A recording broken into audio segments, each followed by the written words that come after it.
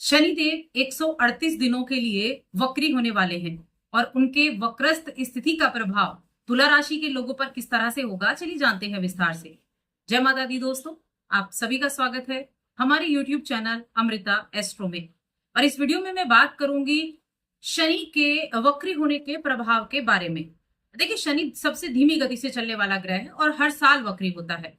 अभी शनि आपके छठे घर में बैठे हुए हैं। तुला राशि की हम बात करें, ये राशिफल चंद्र राशि पर आधारित है। तो देखिए, शनिदेव आपके छठे घर में विराजमान थे, मीन राशि में।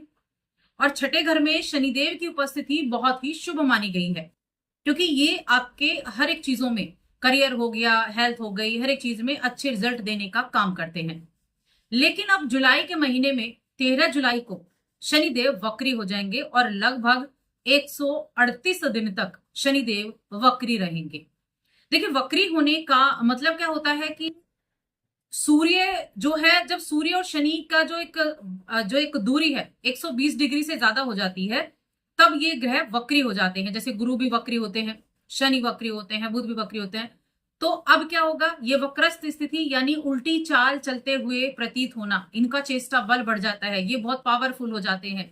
ऐसी स्थिति में जब कुंडली में, जन्म पत्रिका में कोई ग्रह वक्री होता है, तो उसके जो रिजल्ट है ना, वो आपको बेहद या तो बहुत अच्छे देखने को मिलेंगे या बहुत ज्यादा आपको उसके नेगेटिव रिजल्ट देखने को मिलेंगे। लेकिन यहाँ डिपेंड ये करेगा कि आपकी जो पोजीशन है कुंडली में शनि की, वो कैसी है, कौन सी आपकी महादशा चल रही है, इस पे भी बहुत ज्यादा निर्भर करेगा। लेकिन ओवरऑल अगर हम देखेंगे राशि के अनुसार, तो आपके लिए छठे भाव में शनि वक्री हो रहे हैं और आपके चौथे भाव के और आपके पंचम भाव के स्वामी हैं। तो ये एक घर पीछे का भी रिजल्ट देंगे, यानी पंचम भाव का, और छठे घर का भी देंगे। अब इनका वक्री होना क्या क्या चीजें करने वाला है, तो सबसे पहले मैं आपको बता दूं, एक तो डरने की बिल्कुल आवश्यकता नहीं है। क्योंकि डरने की आवश्यकता इसलिए नहीं है क्योंकि शनि जो है वो कामों में आपको डिले कर सकते हैं, लेकिन रिजल्ट जरूर दिलाते हैं। तो चलिए विस्तार से जानते हैं। आगे बढ़ने से पहले छोटा सा निवेदन है, चैनल पर पहली बार आए हैं, अभी तक चैनल को सब्सक्राइब नहीं किया है तो जरूर कर ले। तो तुला राशि के जातकों के लिए छठे भाव में वक्री होना, इनकी दृष्टि किसी भी तरीके से आपके करियर के स्थान पर नहीं जा रही है, तो आपका कार्य नहीं प्रभावित होगा। आपका करियर है, आपका बिजनेस है, वो आपका चलता रहेगा, वहां से आपको अच्छे रिजल्ट प्राप्त होते रहेंगे। हेल्थ की मैं अगर बात करूं, हेल्थ का क्या रहने वाला है, तो देखिए यहाँ एक जो गुरु की पोजीशन है ना, वो बहुत अच्छी बनी हुई है, क्योंकि गुरु आपके त्रिकोण भाव, आपके भाग्य भाव में उपस्थित है। और गुरु का बहुत बड़ा हाथ है आपकी हेल्थ को अच्छा रखने के लिए।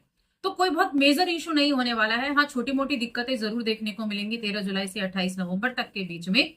जैसे अगर आपको कोई डायबिटीज वगैरह है, वो थोड़ा ऊपर नीचे हो जाए, तो इस तरह की छोटी मोटी दिक्कतें आपको देखने को मिलेंगी।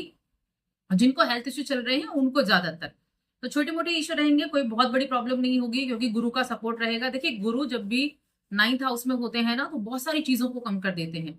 भाग्य भाव में गुरु का बैठना आपकी कुंडली के लिए बहुत मजबूत स्थिति होती है। तो ये स्थिति गुरु की मजबूत है, जिसकी वजह से हेल्थ अच्छी रहेगी। और साथ में शनि की वजह से क्या होगा कि शनि की, देखिए शनि कहाँ, 12वें आपके छठे घर में है, रोग ऋण का घर है। तो एक तो आपको क्या करना है, अपने खाने की चीजों पर थोड़ा संयम रखना है और अपने रूटीन की तरफ ज्यादा ध्यान देना है। अगर आपने रूटीन से अपने हर एक काम को किया, थोड़ी एक्सरसाइज कर ली, थोड़ा खाने पीने की चीजों पर भी ध्यान दे लिया, तो यकीन मानिए जो छोटे मोटे इशू है वो भी आपको कम ही देखने को मिलेंगे। नौकरी के मामले में, व्यापार के मामले में अच्छे रिजल्ट देखने को मिलेंगे। भाग्य आपका साथ देगा। जहां एक तरफ गुरु आपको सपोर्ट कर रहे हैं, भाग्य दे रहे हैं, वहीं शनि की दृष्टि करियर हाउस पर नहीं जा रही है, तो वो रोक भी नहीं लगा रहे हैं, तो रिजल्ट अच्छा मिलता हुआ दिखाई दे रहा है। थोड़ा पेशेंस जरूर बनाकर रखना है, क्योंकि ऐसा हो सकता है कि जिस रिजल्ट की आप प्रतीक्षा कर रहे हैं, हो सकता है उसमें डिले हो जाए, लेकिन हाँ रिजल्ट मिलेगा। ऐसी बात नहीं है कि वहां आपको रिजल्ट नहीं मिलेगा अपने किए कर्म का, अपने किए हुए काम का। देरी हो सकती है, डिले हो सकती है, लेकिन रिजल्ट आपको जरूर देखने को मिलेगा। कोई भी बड़ी इन्वेस्टमेंट आप कर रहे हैं, तो देखिए इन्वेस्टमेंट के लिए मैं कहूंगी अच्छा है, कि इन्वेस्टमेंट के लिए बढ़िया है, क्योंकि गुरु सपोर्ट कर रहे हैं।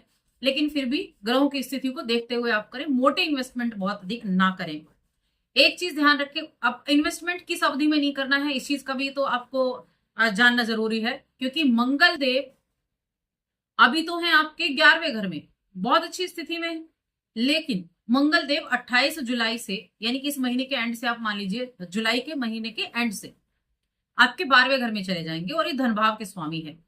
तो ये जो धन भाव में जाने के बाद 28 जुलाई से स्थिति होगी ना, इस टाइम पीरियड में आपको किसी को भी उधार नहीं देना है, ना किसी से उधार लेना है।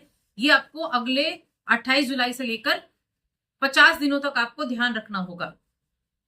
तो ये ना उधार देना है, ना उधार लेना है, ना कोई नया बहुत बड़ा इन्वेस्टमेंट करना है और ना कोई कर्जा लेना है। इस टाइम पीरियड में बस आपको ध्यान रखने की आवश्यकता होगी। वक्री शनि आपको उतना नुकसान नहीं पहुंचा रहा है, लेकिन मंगल धन भाव का स्वामी होकर इस टाइम पीरियड में 12वें घर में बैठकर आपको ज्यादा परेशानी देगा, और साथ में शनि और मंगल का समसप्तक योग भी बन जाएगा। इसीलिए ये टाइम पीरियड आपको ध्यान देना है। कौन सा? खर्चे ज्यादा हो सकते हैं इस टाइम पीरियड में, अगस्त के महीने में, क्योंकि 28 जुलाई को गोचर हुआ ना, तो अगस्त के महीने में, अगस्त और उसके बाद सितंबर के 20 दिन, तो ये आपको ध्यान रखने हैं। खर्चा ज्यादा हो सकता है। बाकी शनि आपको अच्छा रिजल्ट देंगे।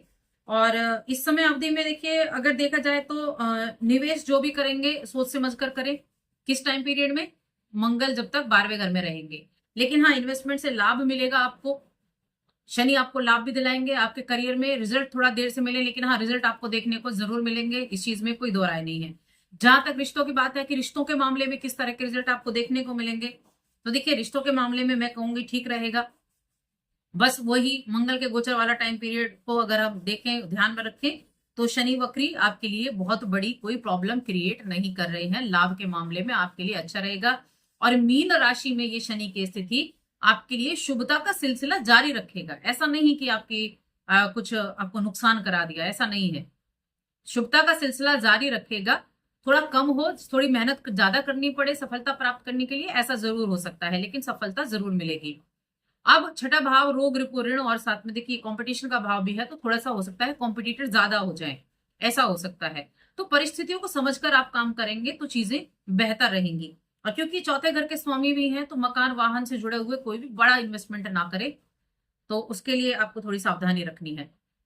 प्रेम जीवन के मामले में इस समय मैं कहूंगी थोड़ा ध्यान रखें, क्योंकि वक्री शनि है, तो प्रेम जीवन में थोड़ा मिले जुले प्रभाव देखने को मिलेंगे। वहीं वैवाहिक जीवन की अगर हम बात करें, तो वैवाहिक जीवन के मामले में अभी इस टाइम अच्छा चल रहा है।